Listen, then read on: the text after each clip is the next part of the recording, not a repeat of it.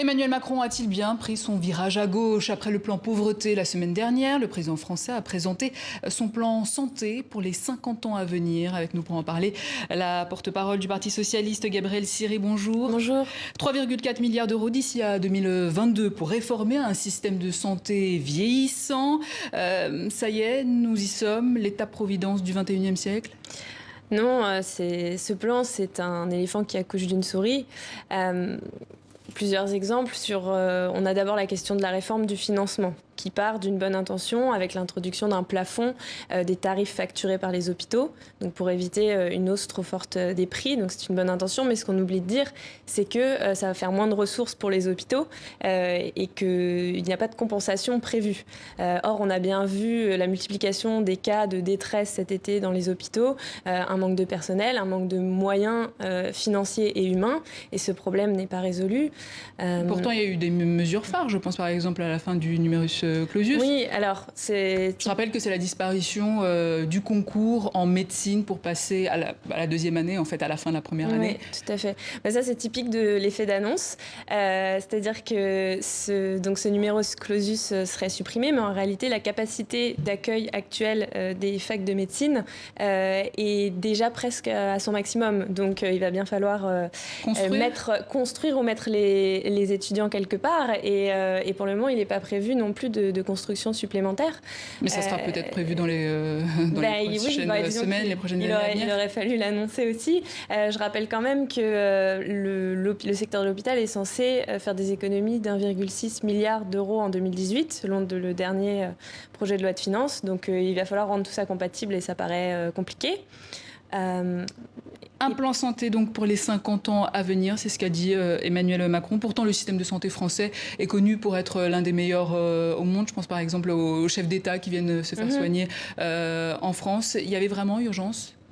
Il y a une urgence, humaine, avec notamment dans le secteur de la psychiatrie, à laquelle il n'est pas suffisamment répondu dans ce plan. Et puis, il y a toujours la question des déserts médicaux.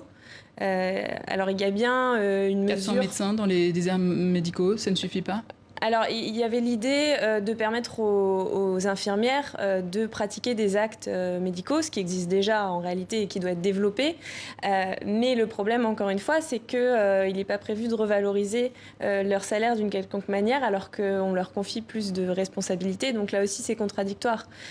Donc, on semble avoir des bonnes intentions, sans véritablement de moyens derrière. Et c'est surtout des effets d'annonce qui sont quand même relativement typiques de ce président. On attend de voir. Alors, autre actualité de ces derniers jours, le plan pauvreté, 8 milliards d'euros en 4 ans. On peut parler d'un rééquilibrage vers la gauche de celui qu'on a surnommé le président des riches? Alors, il faut se réjouir dès qu'il y a une mesure en faveur de la lutte contre la pauvreté, ça c'est évident. Aujourd'hui, le taux de pauvreté est encore de 14%. En France, ça concerne environ 9 millions de personnes. Qu'est-ce qui bug en France? C'est quoi le problème? Le problème, c'est que la pauvreté doit être approché comme un problème avec des solutions globales, c'est-à-dire qu'il ne s'agit pas seulement, et c'est un des problèmes de ce plan pauvreté, il ne s'agit pas seulement d'annoncer une fusion des minima sociaux ou de réformer les minima sociaux. Il faut une approche globale qui intègre les questions d'emploi, d'insertion sociale et professionnelle de manière durable. Je pensais par exemple au plan de lutte contre la grande exclusion d'Anne Hidalgo, qui, donc là sur les compétences municipales et départementales, mais qui prévoit d'accompagner les personnes à toutes les étapes de leur parcours de vie pour permettre une insertion durable et avec un effort notamment sur les personnes à la rue pour permettre leur accès aux droits qui n'est pas garanti aujourd'hui.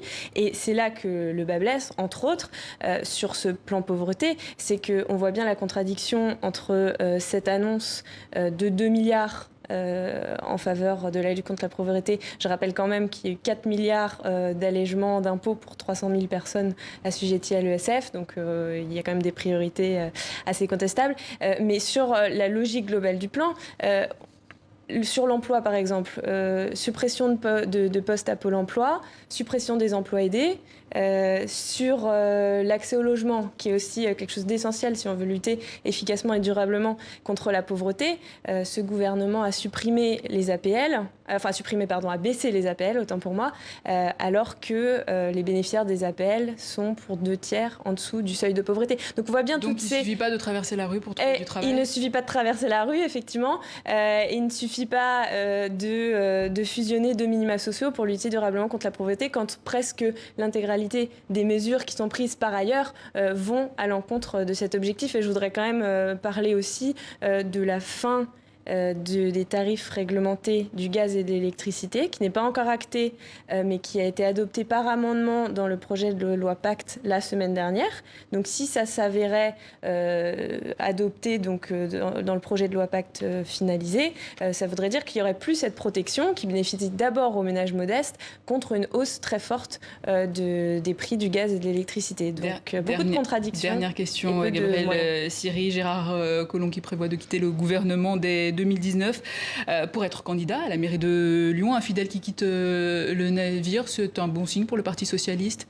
Un retour au bercail? Ah non, certainement pas un retour au bercail, parce que le Parti socialiste, c'est pas un paillasson sur lequel on s'essuie les pieds en sortant et puis qu'on pourrait regagner une fois qu'on a été déçu par un gouvernement. Donc non, pas du tout. Enfin, je veux dire, il n'est pas prévu... Le pardon n'existe pas au Parti socialiste? Alors, le pardon a existé jusqu'au dernier congrès, qui était un congrès de clarification, où Olivier Faure a fixé la ligne. Il y a eu une période peut-être trouble. Maintenant, elle est terminée. Ceux qui s'engagent aujourd'hui au Parti socialiste et sur son projet.